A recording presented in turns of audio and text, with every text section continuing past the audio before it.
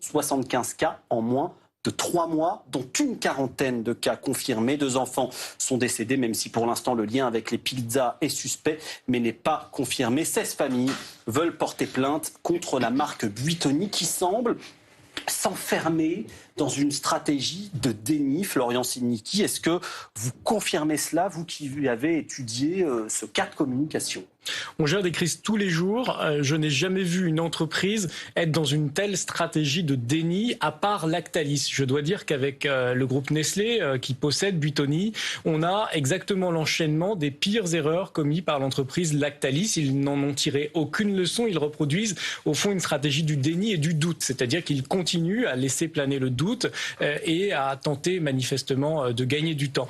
On a ici une très grande difficulté, c'est-à-dire que la marque, en laissant penser qu'elle n'est pas responsable de ce qui se passe, eh bien, ne tire pas le meilleur de ce qui s'est par exemple produit en 2005, lorsque Leclerc a été confronté à une crise similaire avec des steaks surgelés produits par Chantgrill. C'était donc pas Leclerc qui était responsable. Et pourtant, on a vu Michel-Édouard Leclerc assumer immédiatement ses responsabilités, réunir une cellule de crise, faire des retraits et des rappels, informer, y compris en allant jusqu'à ce qui était innovant à l'époque, chercher sur les tickets de caisse quel client il pouvait rappeler. Bref, on a vu une marque mobilisée. Et aujourd'hui, je crains que la stratégie déployée par Nestlé pour Buitoni soit une stratégie qui coûte extrêmement cher à la marque et à ses concurrents, puisque ce scandale, comme dans toutes les crises sanitaires, va avoir un effet sur le marché, un effet de défiance du consommateur. Pour l'instant, on l'a pas trop vu, cet effet sur le marché. C'est peut-être pour ça qui disent rien et qui jouent un peu profil bas. Ça n'est quand même pas une stratégie qui soit une bonne stratégie. Je vais vous dire pourquoi. Parce que c'est un peu cynique ma question, mais enfin pour l'instant, ça n'a pas vraiment bougé sur le marché, donc peut-être que... Oui, mais peut-être qu'on verra les investisseurs sanctionner le cours de l'action.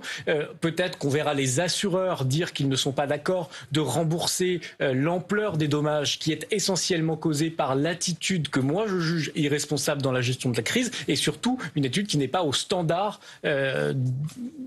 qu'on attend aujourd'hui d'une entreprise qui est l'une des plus grandes entreprises agroalimentaires du monde. Oui, c'est sans doute pas responsable de la part de Buitoni d'agir comme ça quand on sait qu'il y a des victimes, des enfants hospitalisés et peut-être des morts.